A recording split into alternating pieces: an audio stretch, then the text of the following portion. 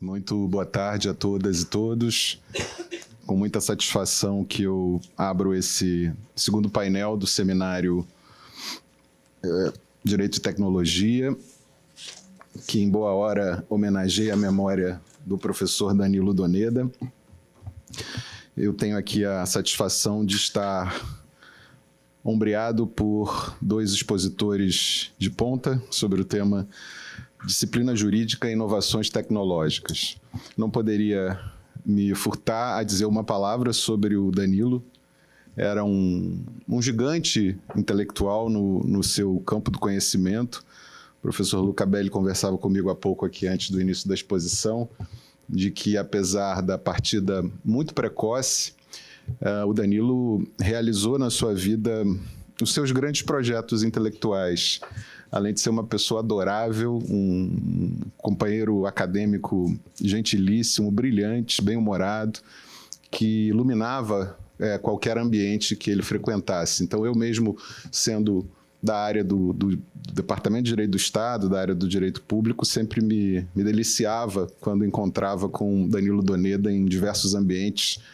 E ele ainda, como teve uma doença que o levou muito rapidamente, eu encontrei umas 2 ou 3 vezes no ano passado, ainda no Supremo Tribunal Federal, ele na sua profissão de fé, de ver o direito à proteção de dados reconhecido como direito fundamental, né, um projeto que vem se implementando no Brasil. Então, muita satisfação homenagear a memória desse grande jurista e dessa grande pessoa, lembrar que diria o poeta, o passado não é o que passou, o passado é o que ficou do que passou, porque o que não ficou se perdeu na poeira do tempo. Então, estamos aqui, na verdade, lembrando, homenageando, comemorando, memorializando em conjunto o legado do Danilo Doneda. Então, sem mais delongas, eu vou apresentar brevemente os dois expositores. A professora Sofia Martini Vial, por uma razão de saúde, não pôde participar, não pôde comparecer. Então, temos aqui, a meu lado esquerdo, o professor Luca Belli, que é professor da Escola de Direito da FGV Rio, onde coordena o Centro de Tecnologia e Sociedade da FGV, é doutor em Direito Público pela Universidade Paris Panthéon-Assas, autor de mais de 50 publicações sobre regulação de tecnologias.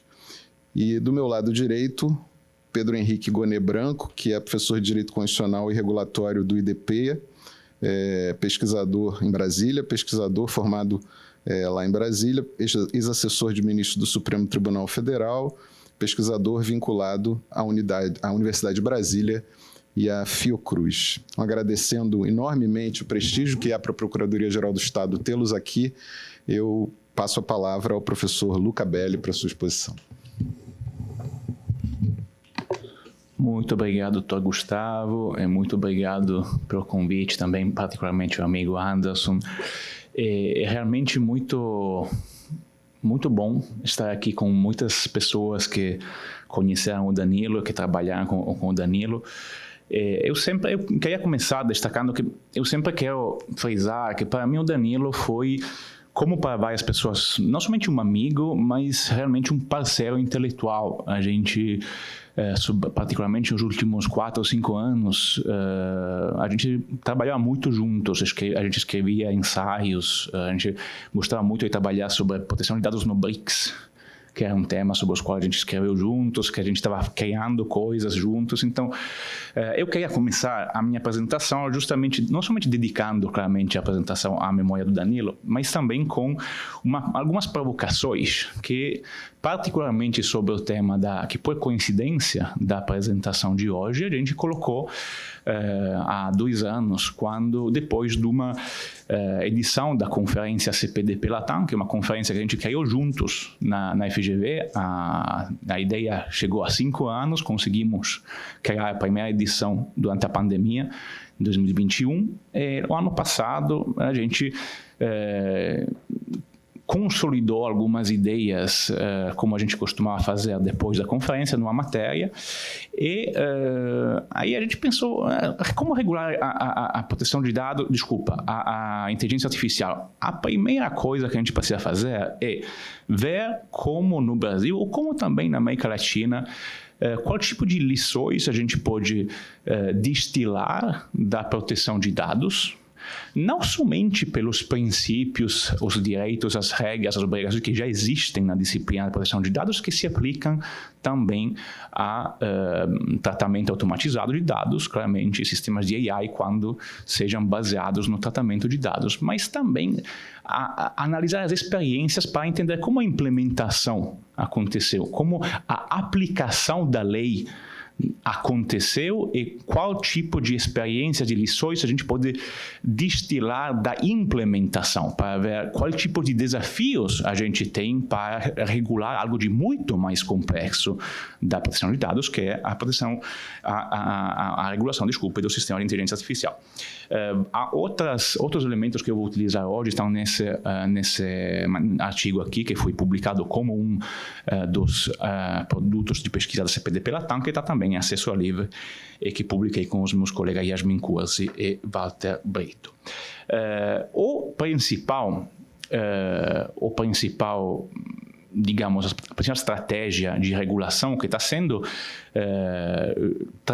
vítima de um transplante jurídico da Europa até o Brasil é um dito modelo europeu. Aí cabe também frisar que falamos de modelo europeu, mas na verdade na prática ainda não é um modelo, né? Porque ainda hoje o processo de elaboração do AI Act ainda não acabou, ainda está em fase de finalização do trílogo, na última fase do processo. Então, na melhor das hipóteses, será finalizado o ano que vem e entrará em vigor depois de pelo menos 18 meses de vacatio legis, ou seja, pelo menos no final de 2025. Então, para ver se o sistema de fato funciona, a gente precisa esperar 26, 27, sabe? Então, ainda copiar ou importar esse modelo precisa sempre ser tomado com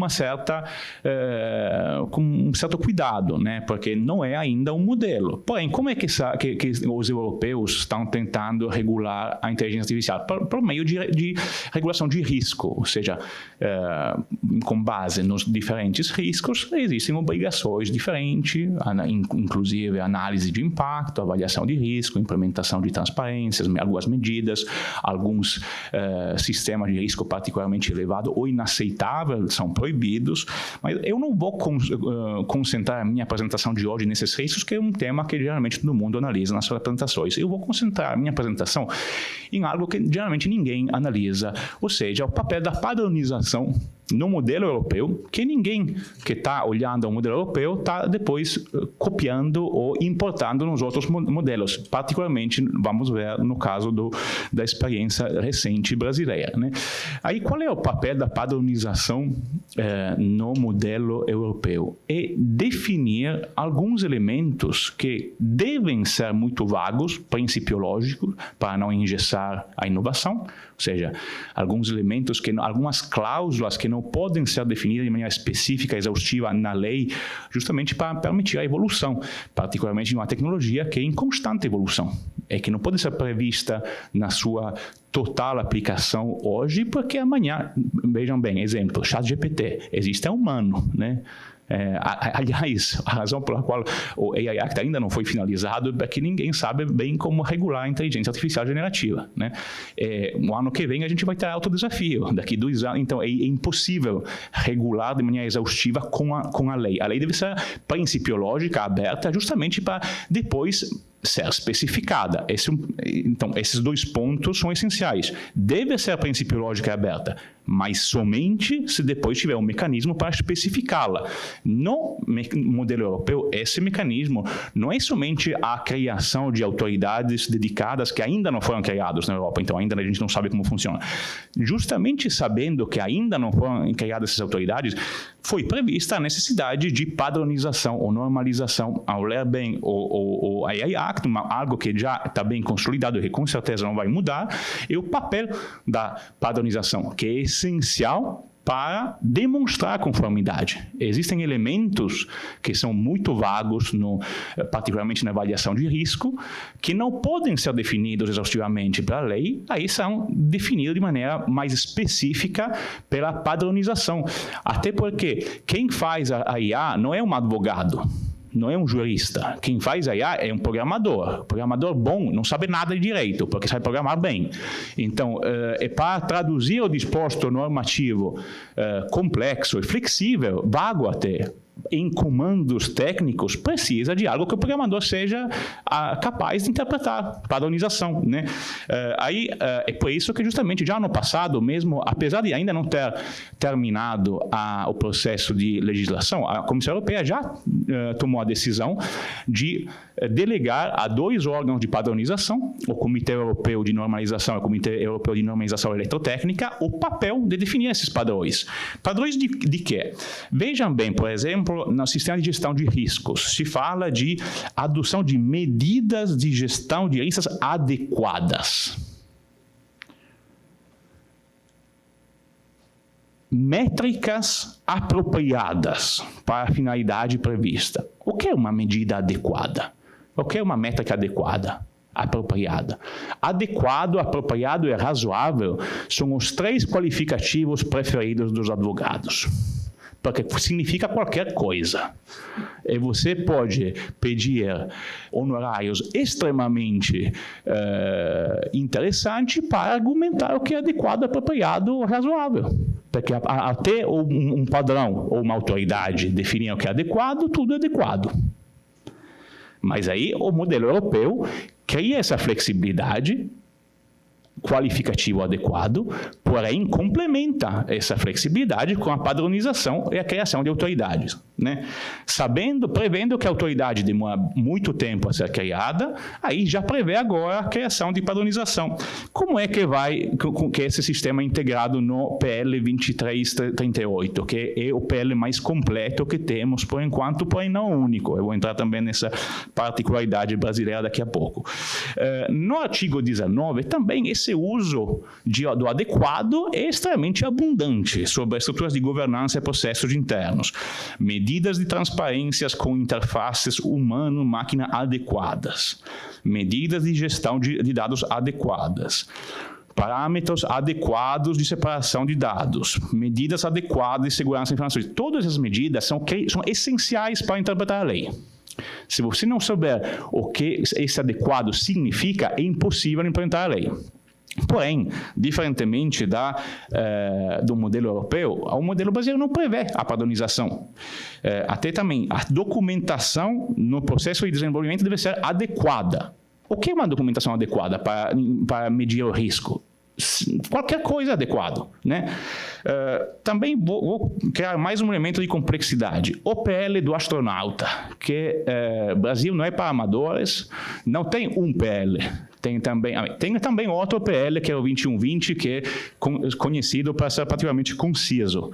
Mas eu não vou analisá-lo porque é muito, muito conciso. Então, por enquanto, o mais completo é o 2338. Porém, desde ontem, tem também um outro PL competidor, que é o substitutivo, chamado PL do astronauta, porque é apresentado pelo astronauta Marcos Pontes, então, o nome dele é astronauta Marcos Pontes. Então, é chamado PL do astronauta. O PL do astronauta também inclui no seu artigo 17 e 20 esse adjetivo adequado, se fala de supervisão adequada, supervisão humana adequada sobre a operação de IA e medidas de segurança adequadas. Mais uma vez, o que significa adequado?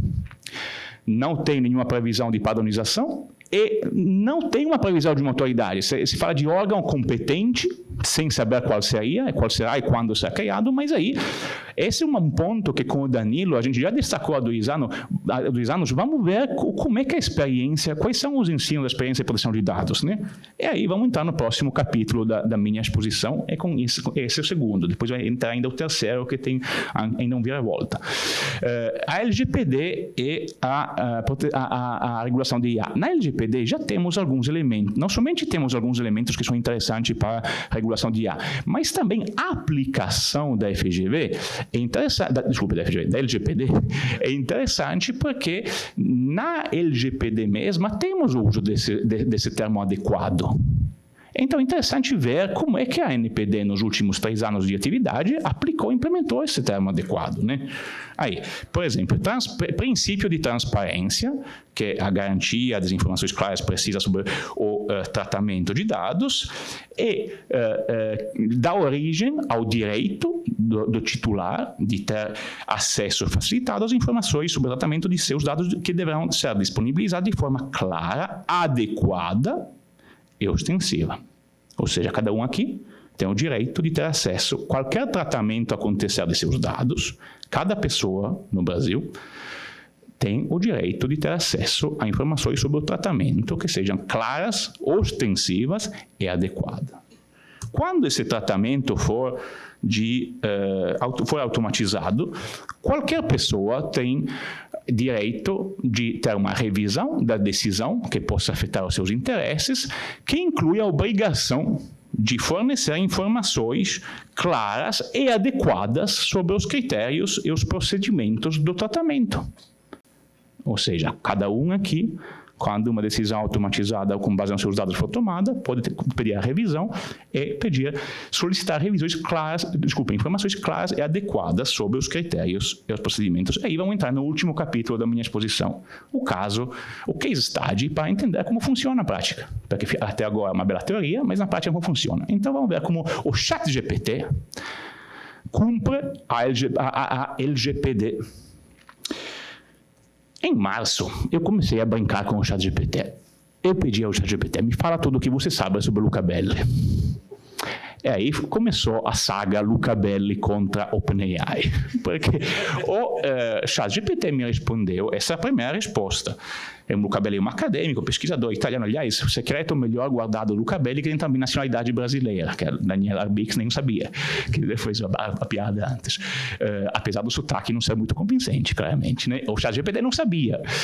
Porém, ele começou a colocar muitas informações sobre a minha vida, muitos dos meus dados pessoais, junto com muitas alucinações. Então, muita informação que eram os meus dados pessoais, que são os meus dados pessoais, junto com muitas informações que parecem a minha vida, mas claramente sintaticamente perfeita, mas factualmente errada, chamadas alucinações da inteligência artificial. Aí também questionei em inglês, onde mora o Luca Belli? Ele me falou que eu morava em São Paulo, porque sou o diretor do Centro de Tecnologia e Sociedade da Universidade de São Paulo, que parece a verdade, né? Para quem não me conhecer, parece... Eu sou o diretor do Centro de Tecnologia e Sociedade, mas da FGV no Rio, não da USP.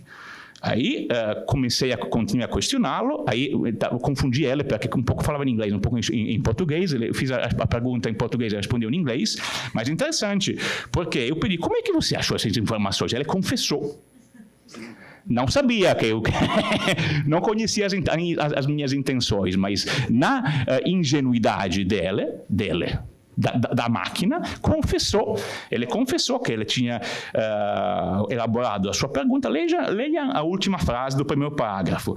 Generate response based on the relevant information available in my database. Olha só. Aí eu comecei a pensar, será que o ChatGPT e a OpenAI coletaram todas as minhas informações sem me pedir nada? Será assim? Aí eu também questionei como é que você tem muitas informações erradas, como é que você chegou a essas conclusões? E aí começou a me falar que é um LLM, que há informações disponíveis na internet. Eu falei, mas essas informações são os meus dados. Ele falou, não, o ChatGPT é uma inteligência artificial. Aí, depois de 3 perguntas e respostas iguais, eu me dei conta que estava argumentando como um bot, que é uma prática absolutamente não saudável. Então, parei e fui procurar a política de privacidade deles, que até ontem é a seguinte.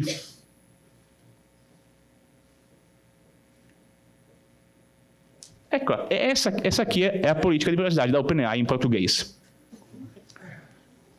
É disponível em inglês. Aí fui ler a política em inglês. Não tinha basicamente, naquela época, em abril, não tinha basicamente nada. Aí enviei um e-mail, o único e-mail disponível, depois de algumas respostas automáticas, depois de algumas semanas, enviaram para mim um e-mail com um link para um blog genérico em inglês sobre como funciona o LLM e um link para baixar os meus dados como usuário. Aí eu comecei a pensar seriamente naquele dia que a OpenAI pudesse não cumprir a LGPD e peticionei a ANPD. Essa aqui é o próximo reviravolta da nossa história, porque quando eu peticionei a ANPD contatou a OpenAI. Contatou a OpenAI e a OpenAI começou a oferecer uma série de explicações por meio dos representantes legais deles no Brasil, que eu não vou mencionar porque é um escritório bastante conhecido, mas que tem um certo déficit de PR, então não vou mencionar qual é o nome deles. Mas eles criaram uma série de interpretações extremamente curiosas e até audaciosas da LGPD, que quando eu li nas atas do procedimento, eu fiquei muito perplexo, particularmente porque a ANPD me respondeu no final de julho dessa forma: arquivamento do seu peticionamento. O requerimento foi considerado atendido pelo controlador. Eu falei, cara, me enviaram como única informação, eu pedi especificamente informações, a identidade do controlador, que não tinha. Informações sobre o tratamento dos meus dados e como, particularmente, eles conseguiam os meus dados pessoais, por qual finalidade, por quanto tempo eram tratados. Em terceiro lugar, meu artigo segundo o meu direito segundo o artigo 20, quais eram os critérios para chegar àquelas conclusões, considerado claramente um prompt sobre o Luca Belli, com respostas, com dados pessoais sobre o Luca Belli, claramente um tratamento automatizado de dados pessoais do Luca Belli. Aliás, ele confessou, eu até enviei o print, no qual falava que era a base de dados deles. Eu fiquei muito perplexo quando eu vi esse tipo de resposta, que claramente gerou um recurso que foi interposto 3 dias depois. Por qual razão? Porque ao acatar, parece que a resposta da ANPD seja que o requerimento foi atendido. Parece. Então, a menos que as pessoas não consigam entender o português, a resposta é arquivamento ou o requerimento foi atendido, né? Aí, quais são essas teses criativas da OpenAI? Que, ao dar acesso somente a um blog em inglês sobre LLM, é uma política não existente em português, essas são informações claras, ostensivas e adequadas. É realmente audacioso considerar essa interpretação como válida.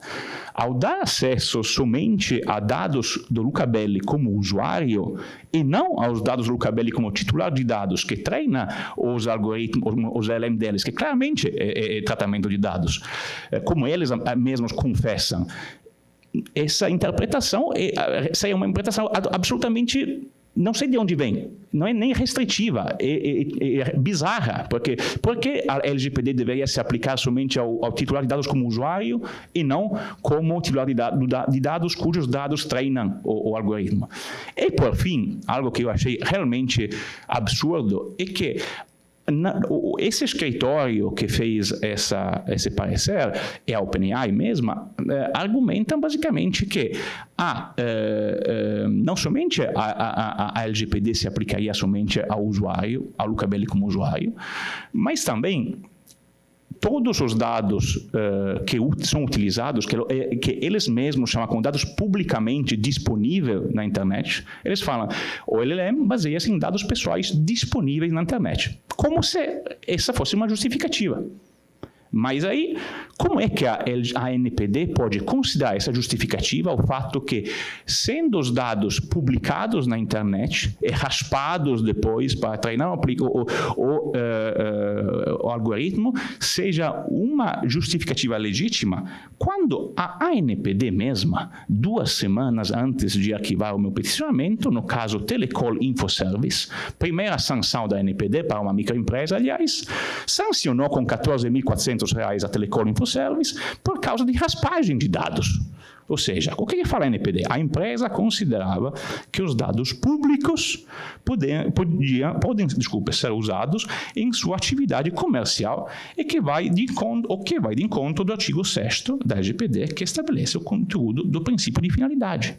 Ou seja, esse é um caso raro de esquizofrenia regulatória. 2 semanas antes sanciona, é ilegal a raspagem, 2 semanas depois arquiva o pedido do Lucabelli e fala que o pedido foi atendido. Como é possível? Aí foi enviado o recurso, claramente, essa é a última slide da minha apresentação, a última reviravolta. O recurso não existe. Aí, esse foi o momento no qual a surpresa virou frustração, porque como é possível que de uma decisão de uma autoridade administrativa não haja recurso? Não, eles falam, informamos que não existe previsão legal acerca de recursos. Eu posso entender que não haja previsão regulatória, porque a NPD, por coincidência, na sua portaria número 1 de 2021, que regulamenta o processo sancionatório de fiscalização, esqueceu de colocar o procedimento de recurso, que será regulado com outra portaria. Então, se tivessem falado, informamos que não existe previsão regulatória de recurso, teria sido correto. Mas regulatório não é sinônimo de legal. Existe o artigo 56 da Lei de Processo Administrativo. Eu tenho o direito, qualquer pessoa tem o direito de recurso da decisão administrativa. Existe o artigo 5º da Constituição Federal. Eu tenho o direito de recurso. Então, falar que não existe recurso me parece uma interpretação muito ousada da lei. E avaliar as teses da OpenAI como apropriada me parece uma interpretação extremamente audaciosa da LGPD. Ainda mais me parece a situação audaciosa, considerando que é o regulador que está acatando essas teses, considerando-as como válidas. Por que eu estou falando isso? Porque eu tenho alguma animosidade com a NPD? Absolutamente não. Eu gosto muito das pessoas que trabalham na NPD, gosto muito da NPD, acho que até tem um papel essencial na regulação de AI. Porém, a atividade deles até hoje e a atuação deles demonstra que na situação atual eles claramente não podem ser reguladores de AI porque não têm as condições de regular a AI. Eu ofereci para eles numa bandeja de ouro a possibilidade de especificar o que é adequado. Demonstra que você é o regulador como você quiser, eles querem ser regulador de AI. Demonstra que você tem a capacidade. Regula esse caso específico que é essencial para o desenvolvimento da inteligência artificial no país. Por enquanto, eles demonstraram que não têm as condições.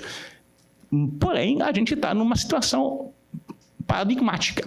Porque o que a experiência da LGPD e da NPD demonstra também é que uma vez que tem consenso na lei, demora pelo menos mais 3 anos para construir uma autoridade, mais 3 para que a autoridade comece a trabalhar e nem trabalha bem.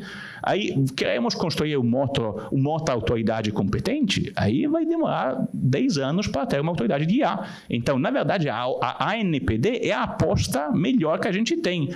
Porém, nesse caso, nessa situação atual, nessa configuração atual, é claramente uma autoridade que não consegue regular a AI.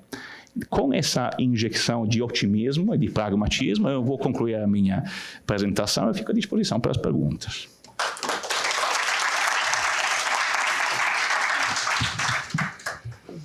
Muito obrigado, professor Lucabelli, pela exposição. Vamos em busca aí das respostas a esse recurso inexistente. Muito obrigado. Vou então passar a palavra ao professor Pedro Henrique Gonê Branco. A quem está achando o sobrenome parecido, não é uma mera coincidência. Desejamos aí ao Dr. Paulo Gustavo Gonê Branco melhor sorte aí nas próximas etapas perante o Senado de confirmação do nome, nomeação para o elevado cargo de Procurador-Geral da República. Bom, Pedro vai falar sobre sandbox e regulação de tecnologias. Então, passo a palavra. Obrigado, professor. Boa tarde ao senhor, cumprimento o professor Lucabelli. Agradeço ao convite formulado a mim, o que faço na pessoa do professor Anderson. Muito obrigado pela oportunidade de estar aqui hoje. Falar na mesma discussão é uma responsabilidade muito grande para mim. Eu acho que nem numa prova oral para juiz federal ficaria tão atento, porque eu comecei os meus estudos de Direito Regulatório num período que eu estudei na Universidade da Califórnia, em Berkeley, e voltei de lá, parte da graduação fiz lá, retornei ao Brasil, e aqui dei continuidade aos estudos de Direito Regulatório na Universidade de Brasília, onde eu sou hoje pesquisador vinculado ao Núcleo de Direito Setorial Regulatório, com o professor Marciori Aranha, e tendo sempre como base, como fundamento externo à Universidade de Brasília, o professor Gustavo Binemboim. Então, de sorte que é uma verdadeira honra estar aqui com o senhor hoje. E eu vou dar um lado um pouquinho mais amplo do que o que nós conversamos até hoje aqui ao longo dos seminários, né? Sair um pouquinho da LGPD, que é a grande marca do professor Doneda, e um pouco mais para o estudo da relação entre o direito e a tecnologia. Queria começar com isso. Então, o título sugerido hoje pelo professor Anderson foi Sandbox Regulatória e Regulação de Tecnologias, que foi o tema da minha pesquisa nos últimos anos. Tem uma professora da Austrália, chama Lydia Bennett Moses, ela lá é UNSW. Ela tem uma metáfora muito interessante para falar sobre a relação entre o direito e a tecnologia. Ela se vale da fábula do Esopo, que todo mundo certamente conhece, da lebre e da tartaruga. A tartaruga, cansada das provocações da lebre, do coelho, dizendo que era melhor do que ela, mais rápido do que ela, decide desafiar a lebre para uma corrida. A lebre, certa de que ia ganhar facilmente, não ter dificuldade nenhuma, e humilhar a tartaruga, aceita a corrida e elas partem para uma competição. A lebre, evidentemente, muito mais rápida que a tartaruga, larga em primeiro, está prestes a vencer a corrida e, num ato de arrogância, decide descansar um pouco debaixo da árvore, porque sabe, ou pelo menos acha, que a tartaruga é incapaz de alcançá-la. No fim das contas, a lebre dorme mais do que devia, a tartaruga devagar e sempre alcança a lebre. Quando a lebre desperta do sono dela, a tartaruga já está cruzando a linha de chegada. Lembra o meu Botafogo. Infelizmente, ouvir isso de torcedor do Fluminense, acabou de ganhar a Libertadores, é uma grande maldade, né? Mas o meu Botafogo, como a lebre, achava que ia ganhar e deixou tudo de lado. E a professora Lydia Bennett Moses se vale dessa metáfora da lebre e da tartaruga para falar da relação entre o direito e a tecnologia. Ela faz uma relação entre a tartaruga e o direito, e entre a lebre e a tecnologia. O direito sempre devagar, em busca da tecnologia, e a tecnologia sempre rápida e eficiente em estar sempre à frente do direito, como a lebre. A ideia hoje é se valer dessa metáfora para ver em que ponto ela de fato está de acordo com a realidade que nós vivemos na relação entre direito e tecnologia e em que medida não está. Porque eu já vou adiantar aqui, essa metáfora não é de todo adequada. Por mais interessante que seja essa correlação, tecnologia e a lebre e o direito e a tartaruga não são exatamente iguais. Isso porque, ao contrário da fábula em que a lebre arrogante decide descansar e acaba tendo a tartaruga vencendo a corrida, a tecnologia é incansável rumo ao progresso. A tecnologia não vai parar e esperar o direito alcançá-lo. E o direito está sempre parado, lerdo, lento, resolvendo os problemas que a tecnologia já criou no passado. O direito não vai ser capaz de avançar a lebre. E a gente vai ver, a lebre tecnologia, a gente vai ver que nem seria desejável que isso acontecesse. Mas, primeiro ponto, acho que é ver se direito e tecnologia estão de fato numa mesma arena estão de fato numa mesma arena, como lebre e tartaruga estavam. Para a gente responder essa pergunta, convém fazer uma análise breve do papel do Estado na relação com a sociedade e com o mercado nos últimos tempos. E aqui eu vou adotar Estado como sinônimo de direito para os propósitos da nossa conversa. No Estado absolutista, antes das revoluções liberais, o poder se concentrava no monarca soberano, que se valia de um intenso poder de polícia para regular tudo o que existia e tratava os cidadãos não como cidadãos, mas como súditos.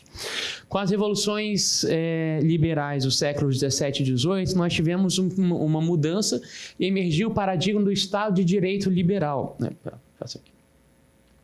do Estado liberal, o Estado de Direito Liberal, que era pautado pela preservação dos direitos fundamentais que nós chamamos de primeira geração. Então, o direito à liberdade, o direito à propriedade e o direito à vida. Esse modelo se caracterizava pela intervenção parcimoniosa da administração pública, que devia assegurar os direitos fundamentais de abstenção. Então, o Estado devia agir para que o cidadão estivesse em liberdade. Em seguida, diante das crises sociais e econômicas que a humanidade passou nos séculos XIX e XX, nós temos uma crescente busca por direitos sociais. Então, o poder público deixa de se pautar simplesmente por garantir liberdades individuais, vida e propriedade privada e passa a prestar serviços ao cidadão. O cidadão se torna aí usuários do serviço público. E, em sucessão a esse modelo, nós chegamos ao atual Estado Democrático de Direito, em que a esfera pública não mais se reduz ao Estado e passa a depender muito da sociedade civil, do Estado Democrático de Direito. A vertente jurídica e econômica do paradigma do Estado Democrático de Direito é o do Estado regulador. O Estado regulador, que eu acredito que nós estamos vivendo hoje aqui no Brasil, se notabiliza, entre outros pontos, pela intervenção do Estado na economia como mecanismo para garantir o usufruto de direitos fundamentais, pela valorização das funções de planejar e gerenciar as leis, e pelo dever de estimular a iniciativa privada, por meio do fomento, da coordenação e da fiscalização de atividades tidas como relevantes. Entre nós, a Constituição de 88 previu no artigo 174 que o Estado deve regular a atividade econômica, exercendo exatamente as funções que o Estado regulador deve exercer, de fiscalização, incentivo e planejamento. É uma disposição característica do Estado regulador. E nós vemos hoje no Brasil que nós não assumimos mais, o Estado não assume mais a função de principal agente econômico do mercado, como era na época do Estado de bem-estar social. Mas também reconhece que tem que agir em algum momento, ele não pode ficar de todo inerte ao que acontece na realidade, como devia ser no Estado de Direito Liberal. Então, hoje, o Estado não ignora que deve vigiar e, quando necessário, interferir nas atividades econômicas que destoam do que se considera contrário ao interesse público.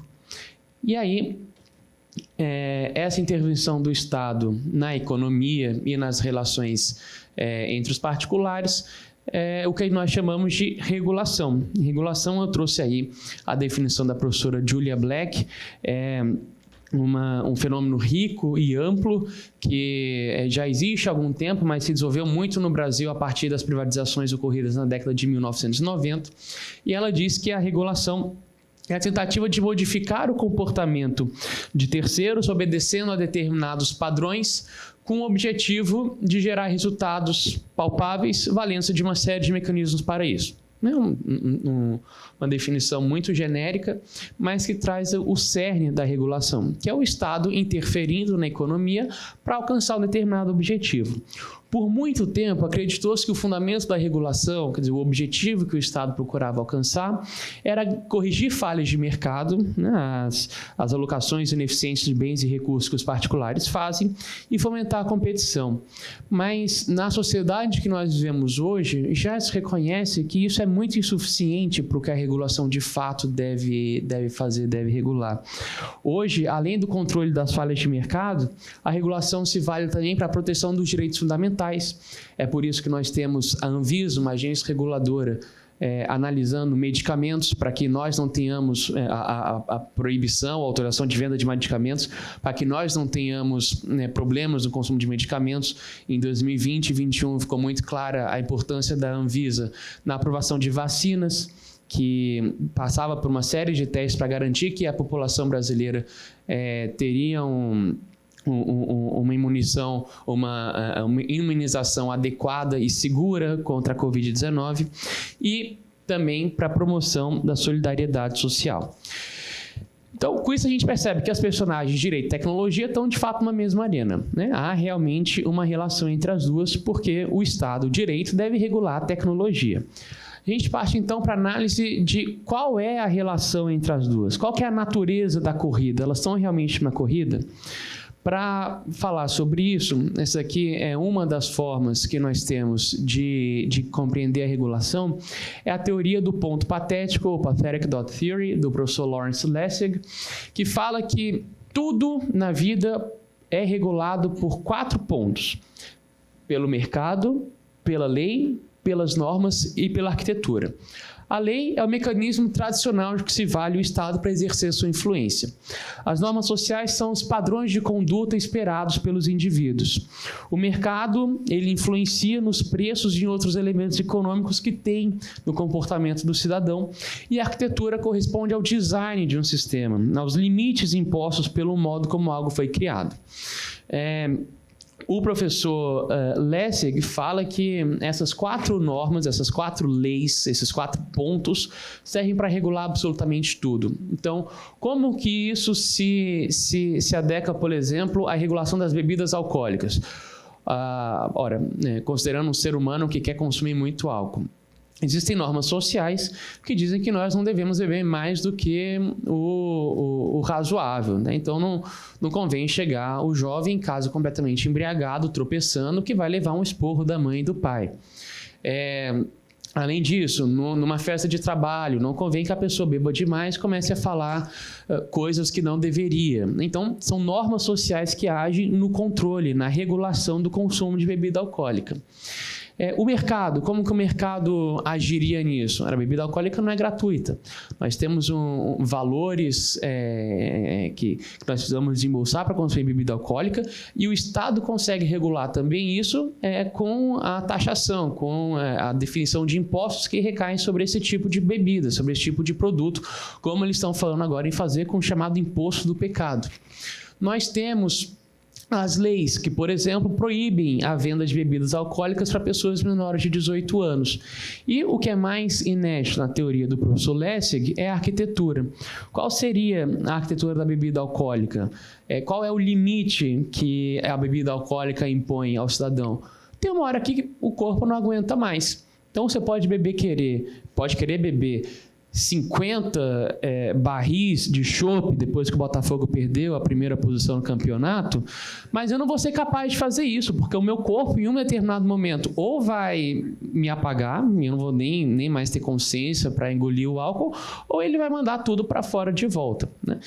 Esse é um exemplo que ele usa, totalmente dissociado de tecnologia, mas para sustentar o ponto dele de que essa teoria dele se aplica para tudo. E no ciberespaço, que é o objeto de pesquisa do professor Lawrence Lessig, muito mais. Então, segundo ele, a internet e as tecnologias de modo geral são reguladas por esses 4 pontos: as normas legais, as regras, as leis, o mercado, as normas sociais e a arquitetura, que é aquilo que conforma o produto, que é o que faz o que ele seja.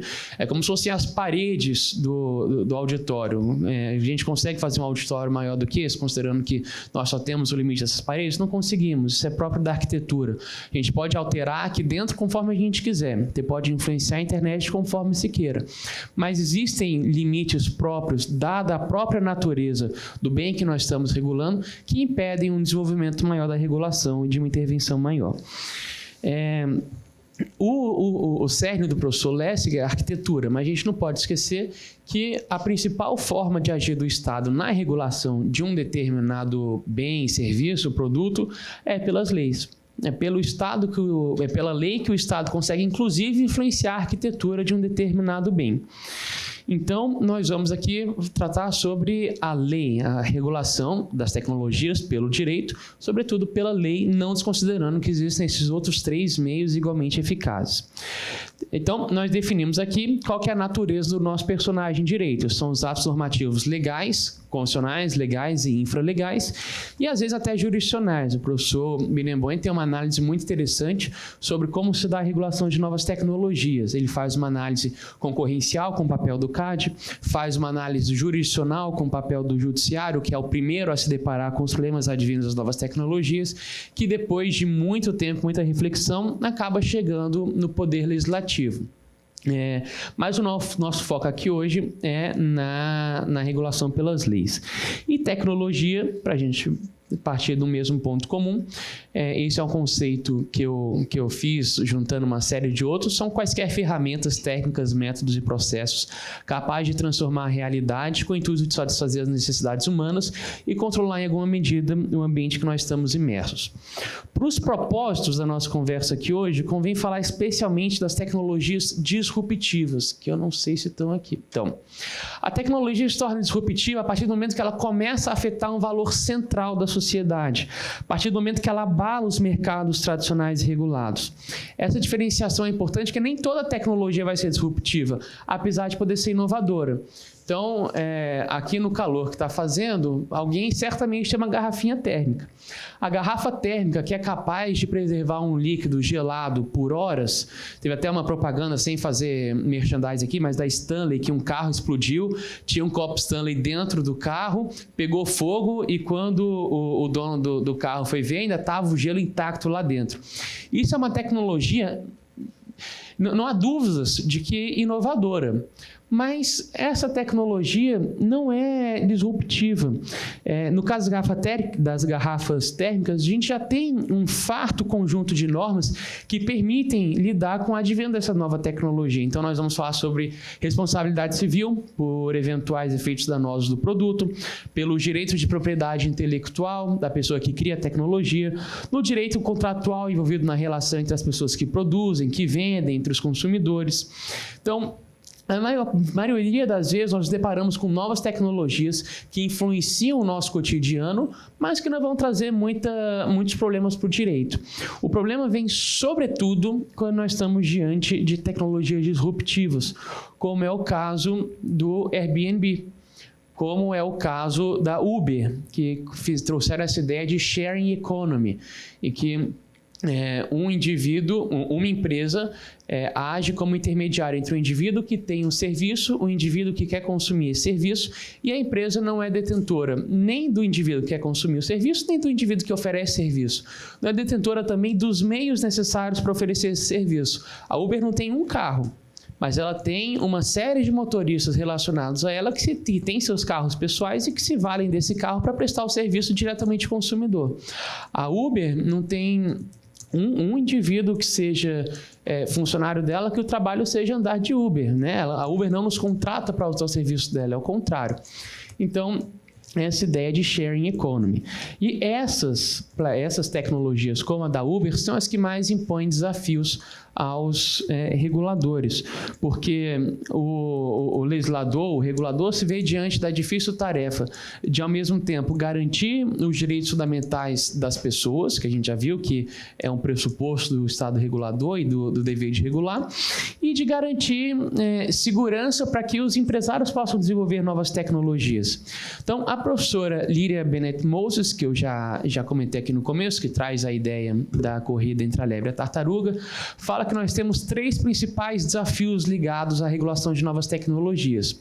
O primeiro é o desafio da conexão regulatória, que descreve a incompatibilidade entre o sistema normativo vigente e as novas tecnologias. Então, nós tínhamos leis, no caso do Uber, que regulavam o transporte de passageiros por motoristas particulares.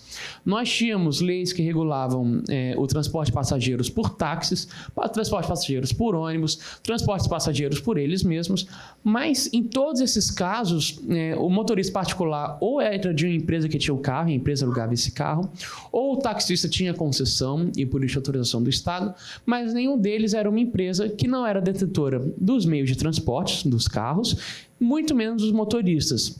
Então, nós estávamos aí diante de uma desconexão regulatória. Nós não tínhamos nenhuma norma capaz de regular a situação que a Uber criou. Isso acontece, sobretudo, diante de dois fatores. Quando nós temos uma tecnologia inédita, como é o caso, por exemplo, de nanotecnologia, uma coisa que nunca existiu, e também o aperfeiçoamento de tecnologias já existentes. Então, as redes sociais, nesse sentido, são um bom exemplo de tecnologias já existentes que demandam uma nova conexão regulatória. a rede social vem da internet. Sem internet não haveria rede social. Mas também a rede social e a internet não se confundem, é um aperfeiçoamento da internet.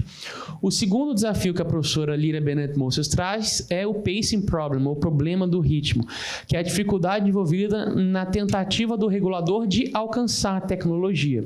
E por que isso é um desafio? Porque se ele for rápido demais, ele pode impedir a tecnologia de se desenvolver adequadamente. Então, imagina que o Estado, como tentou fazer, proíba a Uber de atuar no Brasil, porque ela não tem licença como tem os táxis e nem se enquadra no conceito de motorista particular que nós temos. A gente não teria Uber funcionando no Brasil, que hoje, pelo menos do meu ponto de vista pessoal, é o meio de transporte que eu mais utilizo.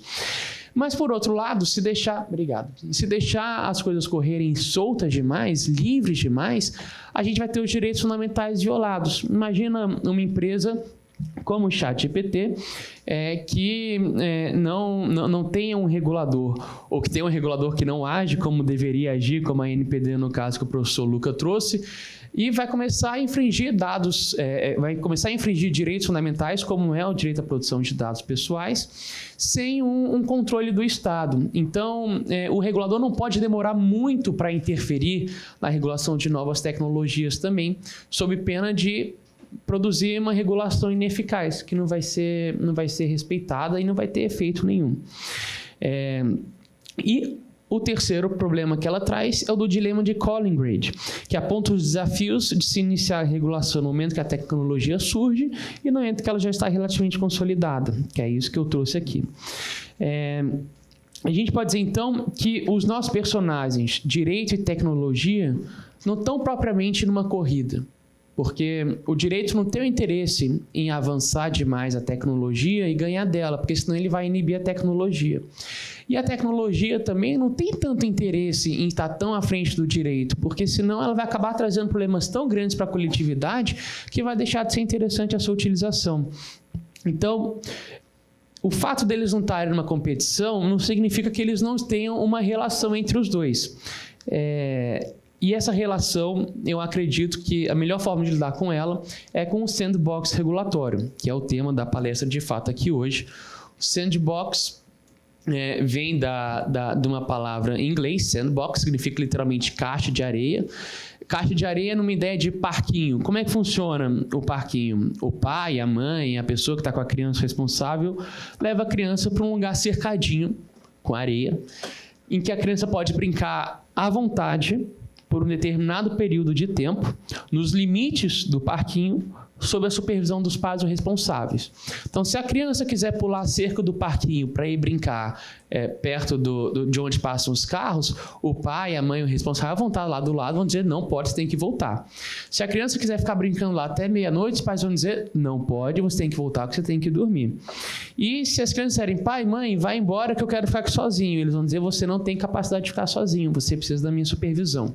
E com base nessa ideia de sandbox, uns reguladores da área de finanças no Reino Unido, da FCA, desenvolveram o conceito de sandbox regulatória em 2015, que é esse conceito que eu coloco aí no slide.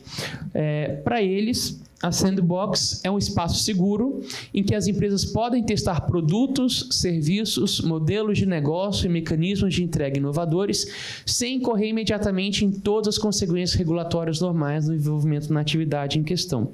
Então, o que é a sandbox regulatória? Um ambiente controlado cuidadosamente pelo regulador, que flexibiliza determinadas regras regulatórias. Então, às vezes, a empresa que está dentro de um programa de sandbox, ela vai infringir umas normas que já estão postas, mas que ela precisa infringir para que possa dar continuidade ao desenvolvimento do seu produto.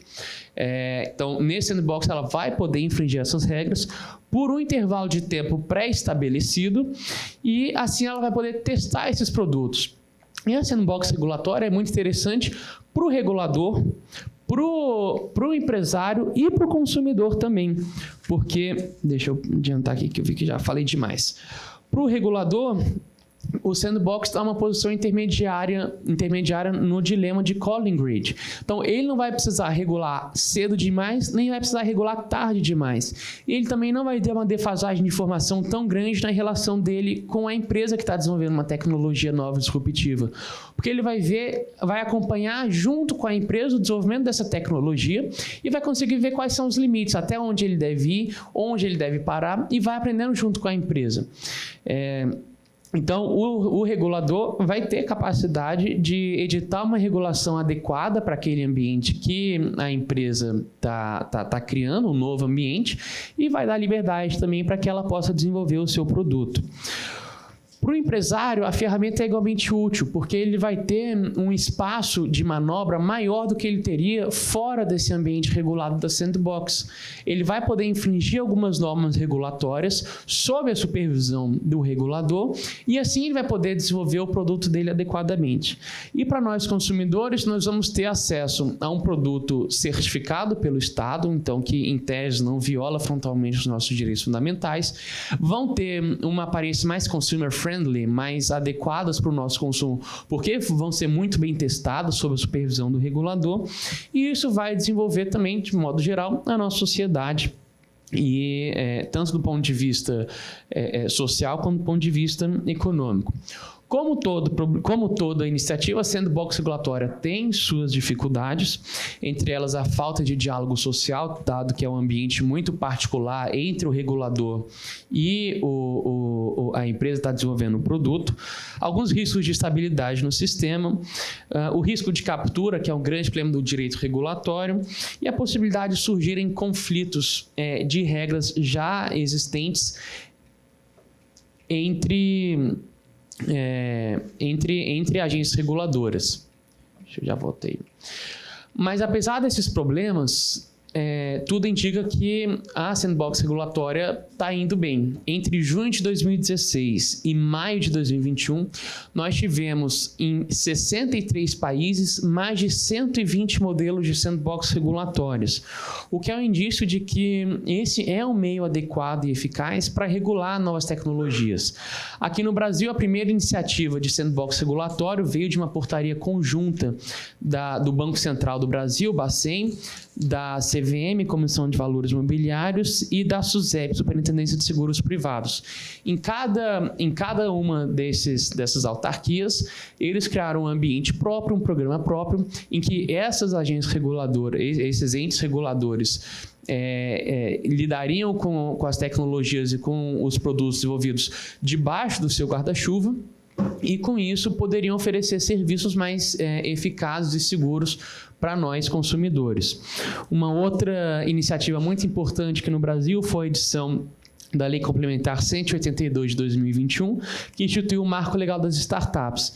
Isso é importante porque pela primeira vez foi prevista em sede legal, não só infralegal, como no caso das agências reguladoras, mas legal, a existência de sandbox regulatórios no Brasil.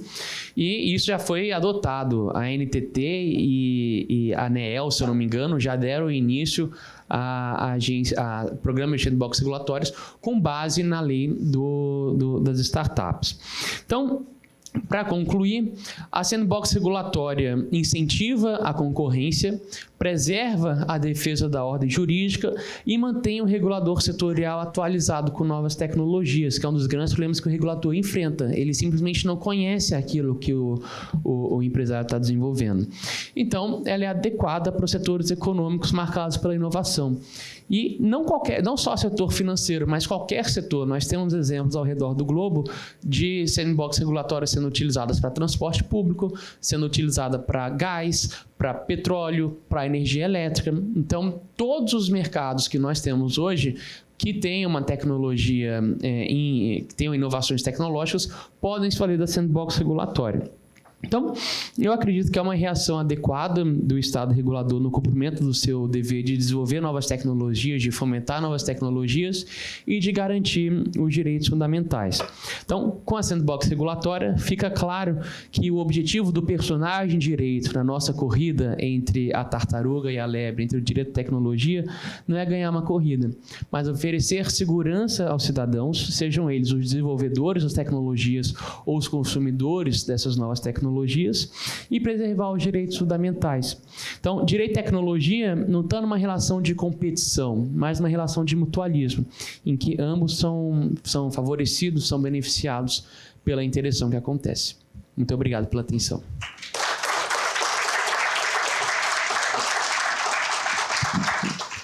Muito bem. Também parabenizo...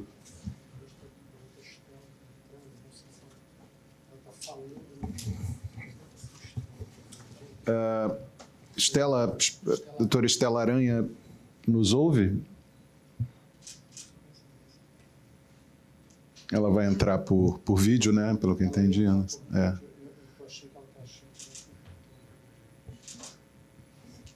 Apareceu, Estela. Tudo bem? Tudo bom? Estão me ouvindo agora? Estamos ouvindo, sim, Estela.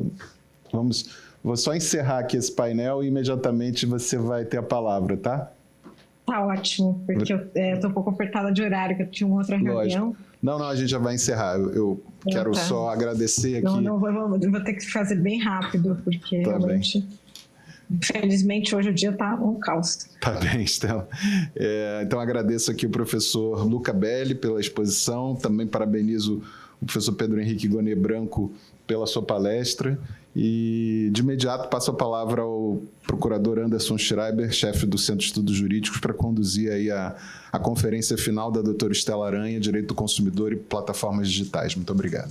Obrigado, Gustavo. Eu vou já, de antemão, passar a palavra à doutora Estela Aranha, secretária de Direitos Digitais do Ministério da Justiça e Segurança Pública.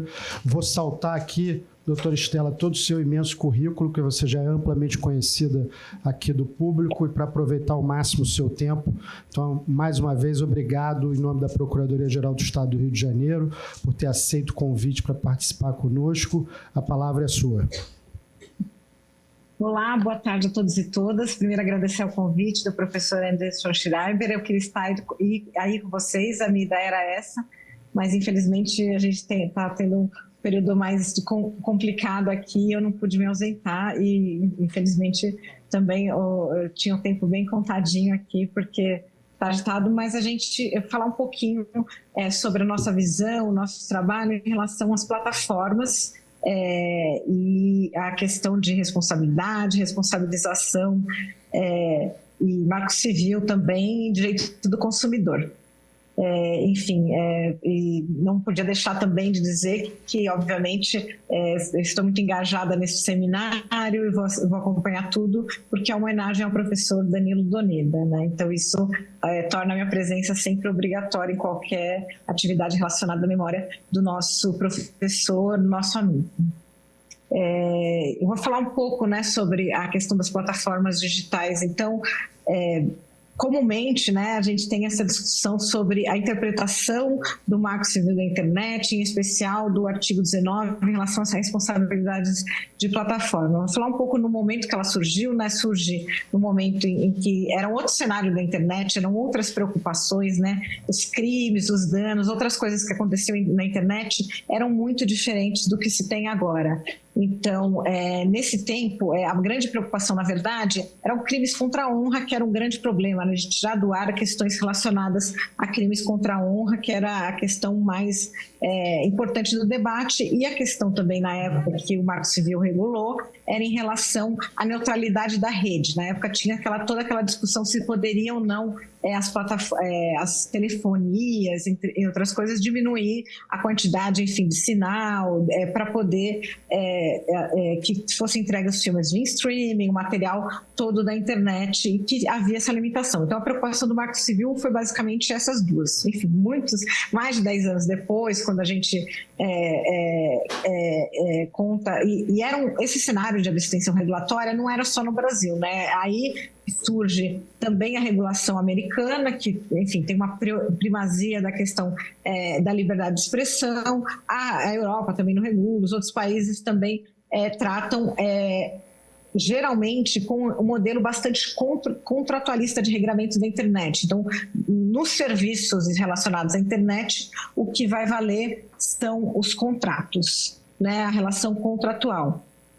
E também se assume nesse momento uma pretensa neutralidade desse regime de plataforma. Eles são chamados intermediários de conteúdos de terceiro, né? Em geral, eles não são responsáveis pelo aquilo que os terceiros postam ou vendem, porque eles somente são intermediários, como se a plataforma estivesse lá e cada um é responsável por aquilo que coloca. Hoje, enfim, a partir desse modelo, se estruturou a internet de um modo diferente, né? A gente hoje tem um mercado absolutamente, né, concentrado, com poucas grandes empresas trabalhando nisso.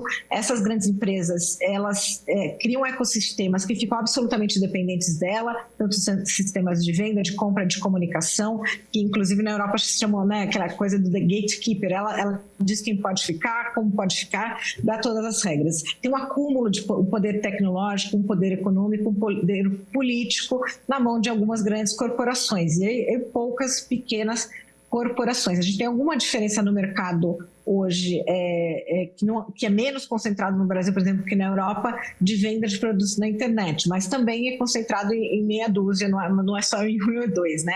Então, tem essa questão. A outra questão né, em relação a isso, é que elas se tornam, então, uma infraestrutura ou de comunicação, ou de comércio, de venda, né? E aí tem um ecossistema que gira em torno delas, então o papel delas é muito importante. A outra questão é que as plataformas, em especial de comunicação, mas de modo geral também as outras, elas, a gente começa a enxergar elas, cada vez mais elas passam a ser mediador e não intermediário, né? Porque elas começam a trabalhar primeiro elas vão moldar a interação toda de todo mundo que vai consumir, que vai usar os seus serviços, em relação àquilo que aparece. Ela começa a ter interferências significativas no fluxo comunicacional. Se no início você tinha lá o feed de notícias, que era em ordem cronológica, elas passam a mudar isso, em que sentido? Elas, primeiro, passam a ter uma ampla coleta de dados, né? A partir desses dados, ela usa, classifica, segmenta, infere comportamentos, então ela passa a entregar aquilo que você se interessa e aquilo que interessa a ela comercialmente, seja por meio de publicidade, ela passa a faturar e promover mais publicidade, elas passam a usar promoção, né, também algumas, né, de posts, e também ganham economicamente, mas também aquilo que, enfim, elas querem entregar para ver, elas escolhem o que cada um vai receber. Então, ela deixa de ser um intermediário, deixa de ser um mediador, porque ela trabalha, todo o fluxo comunicacional de cada indivíduo é trabalhado por elas, né? Então, elas tomam decisões e escolhas sobre aquilo que o usuário vai ver ou mais. E aí, a gente tem um monte de outras questões sobre isso, né? Quando essa personalização do conteúdo, você tem um controle sobre a audiência, a relação sobre a audiência do modo geral, de tudo que é postado, em relação à publicidade também. Isso, por exemplo, traz em xeque valores como jornalismo, sobre, enfim, a questão da comunicação em massa, muda todo esse ecossistema que nós tínhamos tradicionais, criam novas dinâmicas para disseminação massiva de informações, e isso causa impactos, podem causar, né, impactos tanto individuais quanto coletivos. Então, a gente está trabalhando nessas duas dimensões, né? Ou causar danos mesmo, danos pessoais, ou danos coletivos que impactam toda a sociedade, a democracia, como a gente tem debatendo. Então, e ela faz isso, né? Como que eu falei, né? Nessa moderação que é invisível, a partir, né, dessas escolhas que elas escolhem como vai aparecer em cada feed, qual a importância de cada coisa, que aparece mais, não aparece mais, e também sobre o que pode ser dito, o que não pode ser dito, por meio da moderação tradicional, né? Ela vai fazer essa moderação tradicional do que é permitido ou que não é permitido da plataforma. Então, ela promove uma curadoria de conteúdos a partir desses diversos instrumentos, a partir da sua interface, a partir do seu design, e ela, enfim, media toda essa comunicação. Então, essa blindagem que existia em relação ao artigo 19 do Marco Civil da Internet, hoje não faz muito sentido em relação às empresas, né? Porque, afinal, também elas faturam em relação a toda essa interferência que elas fazem na entrega de conteúdo. E o modo que elas entregam, o modo que é o seu design, o modo que ela coleta esses dados pessoais, ela usa esses dados pessoais, eles interferem, sim, na possibilidade de conteúdos danosos, na possibilidade de conteúdos que, enfim, promovam um ambiente sem integridade, entre outras coisas. Também sobre a segurança, né? E aí é outra questão que a gente, aí trabalhando um pouco mais com a questão do Código de Defesa do Consumidor, ou qualquer serviço hoje, né, a gente, primeiro, né, tem uma premissa básica, que a gente está falando de relações contratuais, então a princípio de boa-fé. Então, sempre a gente tem que tratar aí.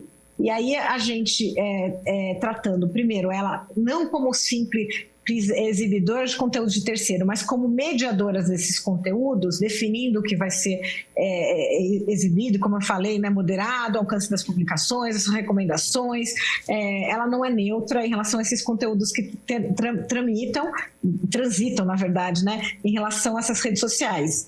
E, de acordo lá com o disposto no artigo 3º da Lei 8.078, né, que é o Código de Defesa do Consumidor, elas são prestadoras de serviço. Então, a partir desse momento, a gente tem vários deveres aí básicos em relação à proteção da vida, em relação à saúde, em relação à segurança, em relação aos riscos provocados pela prática do fornecimento dos serviços considerados perigosos, considerados nocivos, considerados com potencial de dano. Então, quando você, né, e nas relações contratuais também no princípio de boa-fé, você sempre tem que ter o dever de cuidado de você não ter essa exposição a esses riscos, a esses danos, a coisas que podem prejudicar aquele contratado. Então, eu queria trazer duas questões que nós sempre trabalhamos em relação ao consumidor. Uma é um dever de cuidado, que é, na verdade, né, um dever geral de cuidado sobre aquele ambiente. A gente tem esse dever de cuidado em qualquer relação contratual e a gente também tem em relação às plataformas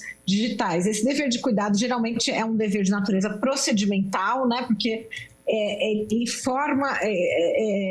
você tem algumas responsabilidades de manter esse ambiente íntegro e você tem que, obviamente, ter algumas questões em relação à transparência, em relação à forma como você trabalha e traz esse cuidado em relação ao que coloca o consumidor. Como você tem esse dever de cuidado em relação a tudo, você também tem em relação à plataforma. Quando a gente está falando da discussão de regulação, a gente está falando de como a gente densifica esse dever de cuidado, quais são as obrigações dentro desse dever de cuidado que já existe, que a plataforma tem que cumprir, né? Eu falei uma que é a transparência, você tem que entender, por exemplo, na informação da responsabilidade sobre a tomada de decisões que as plataformas fazem em relação ao conteúdo que ela circula. Isso é uma questão, né, que é importante para deixar claro que ela está tomando este dever de cuidado.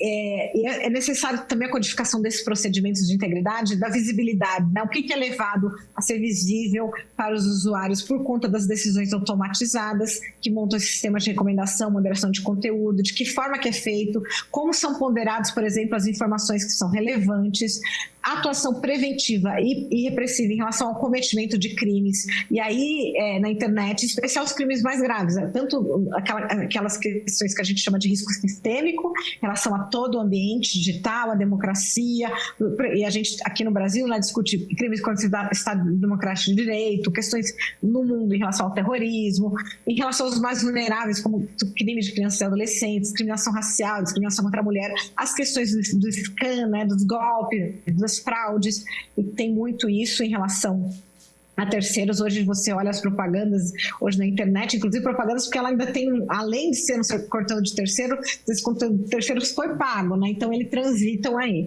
Então, esse dever de cuidado, também o dever de segurança, previsto no Código 8º do Código de Defesa do Consumidor. Todo dever geral de segurança, o serviço deve ser seguro. Então, você não pode permitir que as crianças estejam ou, por exemplo, dispostas a serem aliciadas ou vítimas de crime, crianças, adolescentes, ou todo mundo, né? Você tem que prover a segurança do seu serviço. No artigo 51 também do Código de Defesa do Consumidor, que elenca como cláusulas abusivas e nulas de pleno direito, aquelas que impossibilitem, exoneram ou atenuem responsabilidades dos fornecedores por vícios de qualquer natureza, né, que estabeleçam obrigações iníquas ou colocam o consumidor em desvantagem exagerada e incompatível incompatível com a boa-fé e a equidade. Aqui a gente está falando, quando a gente está falando de algoritmos opacos, quando a gente está falando do devido processo legal, se você foi, alguma coisa foi moderada ou não, se você não está entendendo o que está acontecendo, se você, enfim, não tem como se defender de questões de crimes ou não, às vezes não são tipo penais, mas são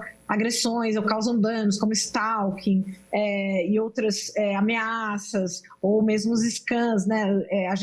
O consumidor precisa ser protegido em relação a isso. E as cláusulas que não protegem isso são nulas, né? Precisa ter a atuação proativa das plataformas em relação a isso, e elas têm alguma responsabilidade também.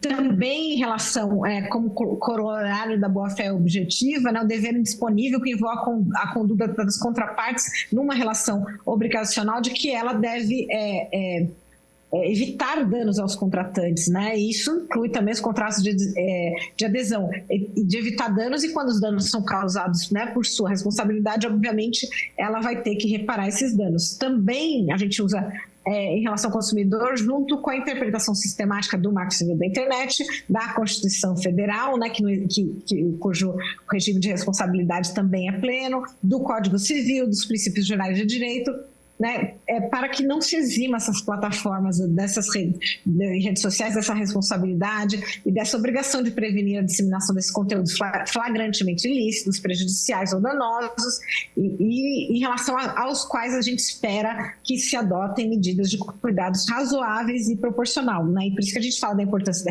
regulação, para entender o que faz parte desse conjunto de medidas que ela deve adotar, e que sejam com cuidados e medidas razoáveis e proporcionais, né, em relação a isso. De modo geral, isso. E também ao ECA, a necessidade, né, que eu falei, né, de não trazer riscos anormais e imprevisíveis para todos os usuários, em especial crianças e adolescentes, que tem que ter um ambiente compatível com o conteúdo etário, por exemplo, né? Então, primeiro, né, você saber quem acessa. Em tese, a maioria das crianças nem teriam que acessar, porque você não controla. A gente tem, por exemplo, a classificação etária é uma questão que nós trabalhamos em relação ao audiovisual, mas as redes sociais, a classificação são dos aplicativos, não dos conteúdos em si. Em geral, eles são para maiores de 13, 14 anos, são para adolescentes. Então, não tem conteúdo absolutamente livre para crianças que não sejam tutelados pelos pais. Então, você tem que sempre permitir, nunca pode permitir que uma criança abra uma conta sozinha, e sempre tem que ter mecanismos que mostrem que, evidentemente, essa tutela está sendo exercida, e são aquelas ferramentas de controle parental que existem, entre outras coisas. Então, tem que trabalhar isso, né? Possibilitar os pais a fazerem esse controle parental. Se não tem essa possibilidade, não pode crianças acessar essa questão, porque tem a proteção tanto do consumidor infantil, que é mais vulnerável, que você faz uma interpretação sistemática aí junto com o ECA. Então, enfim, eu derramei aqui todas as questões e considerações que a gente trabalha aqui no Ministério da Justiça, em especial lá com a Secretaria Nacional do Consumidor, mas também nos debates de regulação, a nossa leitura sobre a necessidade, né, como que deve ser interpretada essa responsabilidade do artigo 19 no Código Civil. A gente, inclusive, tem essa discussão está no STF, nós participamos de audiência pública, com posicionamento aqui do governo federal em relação à necessidade, né, de reconhecer que há um dever de cuidado, que a responsabilidade, não há essa isenção de responsabilidade restrita para esses intermediários, já que são mediadores, e essa responsabilidade ela tem que ser tomada a partir desse dever de cuidado, com medidas preventivas em relação aquele conteúdo que se circula. E aí, né, o debate, como eu falei, o debate da regulação é quais são as medidas proporcionais razoáveis, quais são as medidas de transparência, quais são as medidas, conteúdos que devem ser mais protegidos, os usuários que devem ser mais protegidos, como é que devem ser essas regras gerais de cuidado que você deve ter. Bom, é isso. Uma primeira geral aqui. Queria saber vocês aí, o que vocês querem saber mais deste debate que nós estamos fazendo.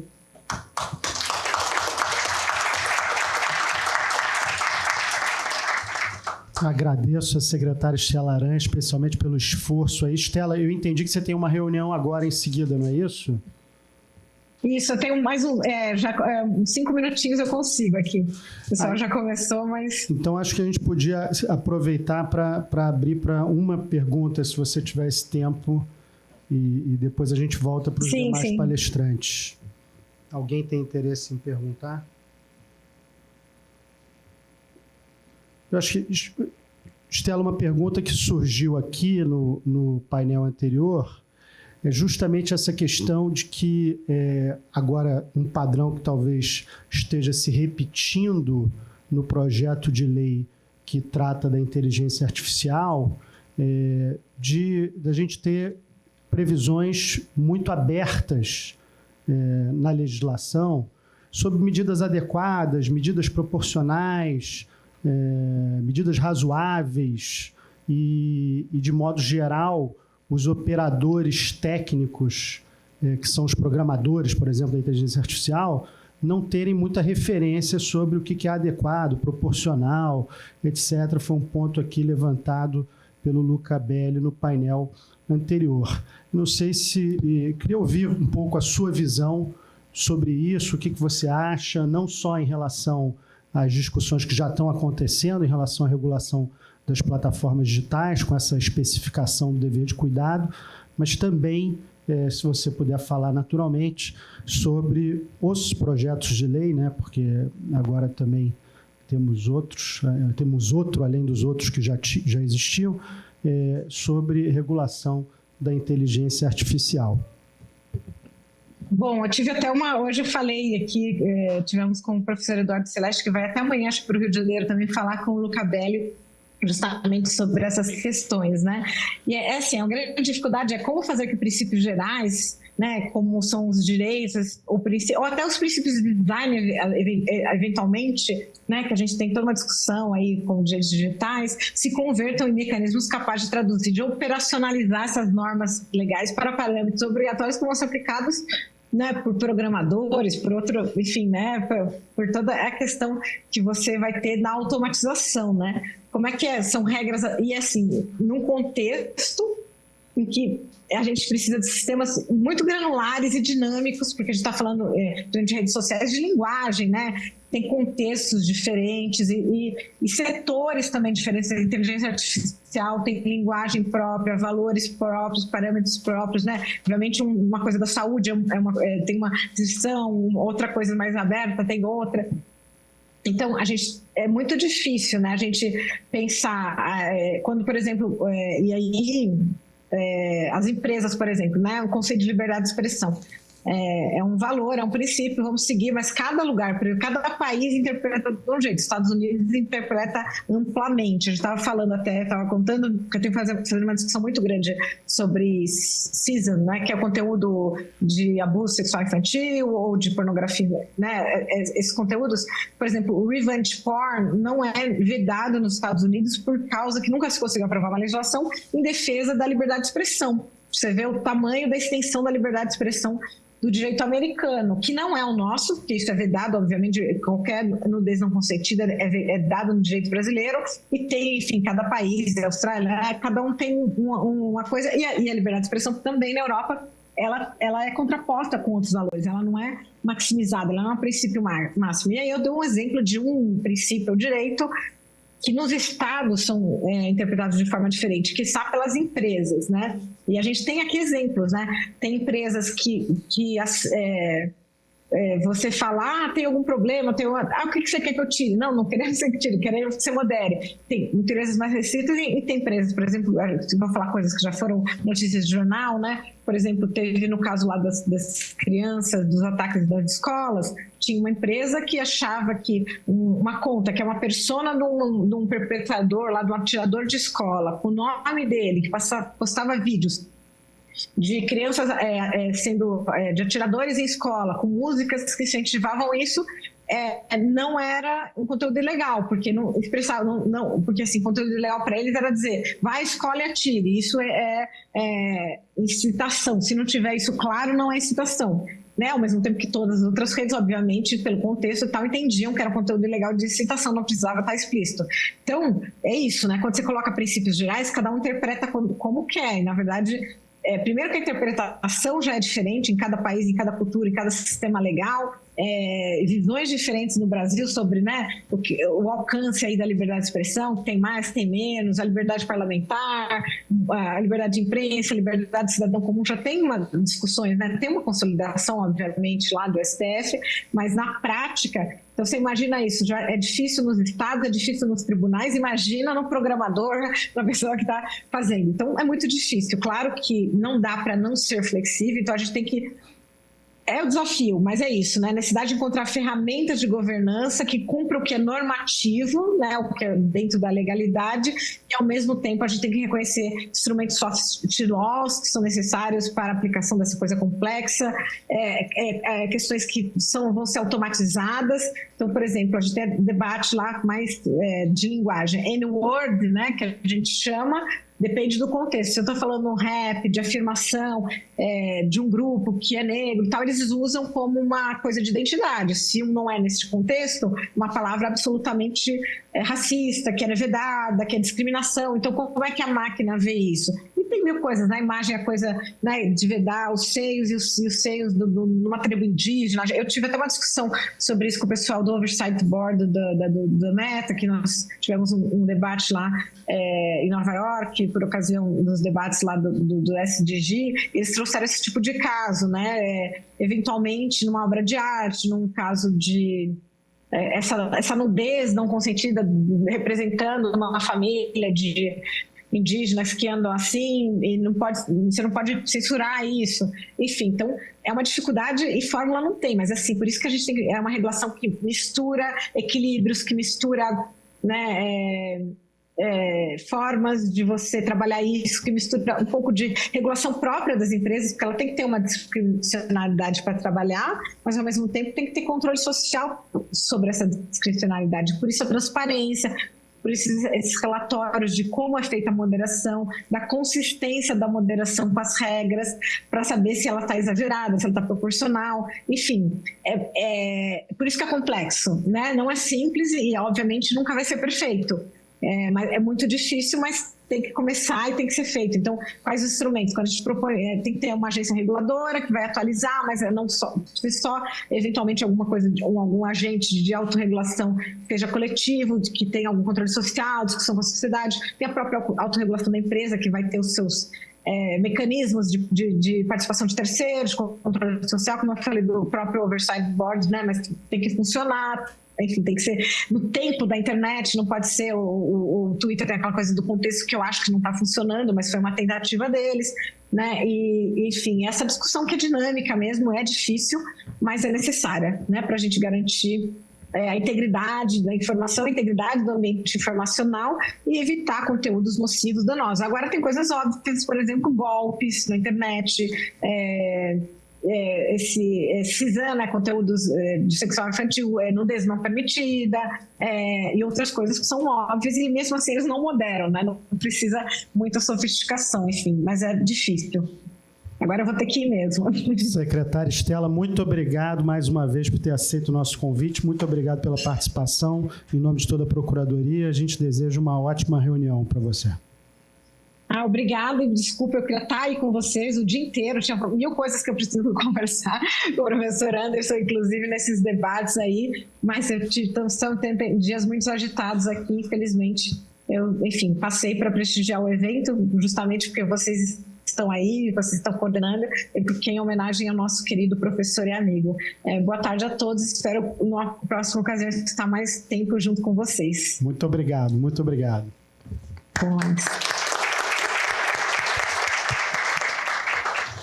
Bom, eu devolvo a palavra ao professor Gustavo Binemboy, pedindo desculpa pela tomada abrupta aqui da mesa, professor Gustavo, mas é que a gente ficou sabendo que a doutora Estela tinha reunião, estava perigando ela não conseguir participar, daí porque eu saltei aqui. Eu acho que se houver disponibilidade de tempo de vocês três, a gente podia efetivamente abrir para as perguntas sobre a sua presidência.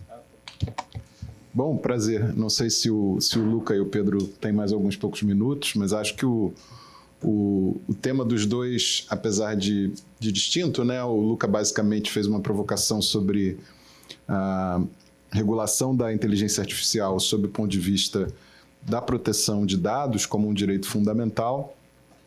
E e com esse exemplo concreto de um direito de petição manifestado à Agência Brasileira Nacional de Proteção de Dados e a não acolhimento, né, o não provimento desse recurso, eu acho que se comunica de diversas formas com a exposição do Pedro, especialmente quando o Pedro falou do chamado dilema de Collingridge, que é o dilema que todo regulador enfrenta ao tratar de novas tecnologias, que é regular cedo demais sob pena de inibir o avanço da tecnologia, seus múltiplos usos, novos modelos de negócio, ou tarde demais, chegando muito atrás e permitindo o surgimento de fatos consumados e lesões muito graves a direitos dos consumidores, ao meio ambiente e a outros direitos fundamentais. Então, assim, a provocação que eu faria ao Luca, com um comentário talvez do Pedro, seria...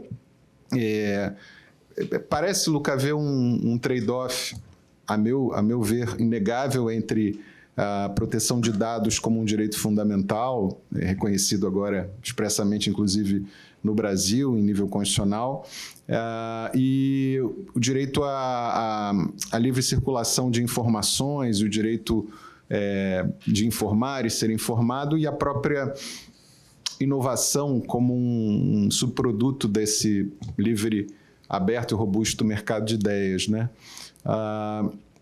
Eu entendo que a sua provocação é no sentido da aplicabilidade da Lei Geral de Proteção de Dados a essas ferramentas abertas de inteligência artificial, mas acho que talvez você possa falar um pouco mais sobre o quanto regular, né, a intensidade disso, já que você deu o exemplo sobre raspagem de dados e a própria posição da NPD num outro caso, diferente do seu caso pessoal, que eu estou entendendo que você está usando como um laboratório regulatório, né? E de que maneira isso tem a ver com esse dilema de Collingridge, regular logo, antes, a partir de uma visão mais de precaução, né? Que é essa cláusula geral que a gente traz do direito ambiental, ou um certo minimalismo regulatório para não inibir excessivamente o avanço que a gente sabe que é frenético, né, cambiável dessas novas ferramentas. Bom, essa é uma pergunta de $1 bilhão, mas eu acho que a gente não está numa dinâmica dicotômica, regular ou não regular. Eu acho que um dos poucos consensos que neste momento existem sobre a regulação de inteligência artificial é que é necessário regular, porém é necessário regular bem. A minha provocação, até o meu desabafo com vocês, apesar de ser muito útil de um ponto de vista terapêutico, falar com amigos de seus próprios problemas, é devido à necessidade de justamente pensar como regular bem. Porque é evidente que a IA deve ser regulada, mas é evidente que se a gente reproduzir estratégias que não foram muito eficientes no passado, a regulação não vai ser um sucesso, vai ser um fracasso. E a IA tem essa característica particular de ser primeiramente, algo que já está na nossa vida, né? Então, não é algo que vai chegar daqui 10 anos, aí a gente tem 10 anos de tempo para fazer a melhor lei, a melhor autoridade para que comece a funcionar e rezar que funcione. É algo que já está na nossa vida, então a gente tem essa tensão de precisar regular com a maior rapidez possível, porém regular bem. Então, olhar as experiências é essencial, e particularmente as experiências recentes ainda mais essencial, né? Para mim, essa é uma coisa da qual eu falava muito com o Danilo, que é muito interessante ver como o transplante do modelo europeu no Brasil estava acontecendo, porque na prática a gente estava testemunhando o experimento do transplante. Aí eu não quero dizer que olhar a Europa não seja uma boa ideia. É uma ótima ideia para se olhar todos. Eu estudo muito como os chineses, os indianos, eles regulam. Eles olham para todos os modelos. Porém, eles depois integram na sua própria tradição os chineses falam com características chinesas, os indianos com as especificidades deles, justamente para tentar adaptar o que funciona bem porém, criar também algo diferente. Vejam bem, o que é evidente do meu relato e da experiência recente é que criar uma agência com 35 pessoas não é uma boa estratégia. Como a NPD foi criada no começo, 35 pessoas, agora tem 130, 140, mas é uma agência que precisa fiscalizar 210 milhões de titulares de dados, tipo, como os dados, esses 210 milhões de pessoas são tratados por milhares de empresas e centenas de autoridades públicas, de poderes públicos. Ou seja, é uma tarefa, você já sabe que não pode dar certo esse tipo de estratégia. Eu trabalho também bastante sobre cibersegurança. Eu achei a proposta da Política Nacional de Cibersegurança, apesar de ser muito ambiciosa, de ter uma agência com 800 pessoas, é o mínimo. Num país enorme, com a complexidade que o Brasil tem, você ter uma agência com menos de 800 pessoas, você já sabe que não vai funcionar. Porém, aí vem outro elemento de complexidade para me conectar à fala da Estela. Você vai criar uma agência para proteção de dados, uma de plataformas, uma de AI, uma de qualquer outra coisa vem a ser regulada nos próximos anos. De um lado, é totalmente impossível em termos pragmáticos, né? Nenhum congresso vai aprovar uma agência nova a cada 2 anos. Porém, se olhar bem o que está no Congresso em pauta, tem o PL sobre vários PL, inclusive aquele do astronauta, sobre AI, PL sobre plataformas, uma agência de proteção de dados que ainda está de maneira muito incipiente. Aí, a minha provocação, talvez, para vocês, não seria mais inteligente, talvez, olhar um sistema que seja um pouco mais, talvez, amplo, como um regulador, talvez que seja único, e que possa regular, possa construir. Essa é uma coisa que eu, por exemplo, eu gosto de olhar os chineses, porque eles são muito eficientes. Depois a eficiência deles não combina sempre com o total respeito dos direitos humanos, mas como eles olham aos outros para reproduzir coisa que não deu certo, eu acho que é interessante olhar para eles, não para copiar deles, porque é burro copiar deles como é burro copiar da Europa, mas para ver o que dá certo no país deles e o que dá certo na Europa. O fato de ele ter um regulador, a Cyberspace Administration of China, que é um regulador único, tem uma vantagem enorme, que é quando você tem uma nova lei, você quer um novo departamento lá. Não precisa criar uma nova autoridade. Aí é muito mais simples. Claramente, não precisa copiar o modelo dele, mas, a meu ver, é totalmente inacreditável pensar que haja regulador de plataformas, regulador de AI, regulador de dados pessoais, considerando que 5 anos depois da adoção da LGPD ainda não está funcionando o regulador de ANPD. Então, eleições tem cada 4 anos, com inteligência artificial que vai gerar conteúdo para manipular pessoas. Não é algo que está uma hipótese que vai acontecer daqui 20 anos, é algo que já está acontecendo. Ano que vem é o ano na história no qual vai ter mais eleições no mundo. Mais que 70 eleições somente em 2024. Aí, a gente não tem o luxo de esperar mais 10 anos rezando que a nova autoridade competente funcione. Eu acho que a gente precisa também pensar em soluções um pouco mais pragmáticas. Não acho que seja uma solução pragmática dar tudo para a Anatel, porque não me parece a solução mais pragmática. Porém, eu posso apostar que, no final das contas, essa vai ser muito provavelmente a solução, porque é a solução mais pragmática. Mas aí é inteligente pensar que a Anatel, que seja o regulador do digital, a meu ver, não. Talvez seja mais inteligente criar um outro tipo de regulação, e até talvez rever radicalmente como a NPD funciona, porque, a meu ver, mais uma vez, ela tem um papel essencial na regulação de IA, mas nesse momento não tem as condições. Não porque eles sejam em má fé, porque não tem o orçamento, não tem recursos humanos, não tem competência para somente fiscalizar a proteção de dados, que é algo de muito complexo, mas infinitamente menos complexo que a regulação de IA. Super obrigado, Luca. Pedro, você quer... Não? Tá bom. Eu ia te perguntar se você acha que um sandbox regulatório para esse tipo de matéria é uma solução viável ou se é muito arriscado, né? Mas é porque me parece que esse tipo de regulação ampla, ser feito sem alguma análise de impacto regulatório, é sempre um risco elevado.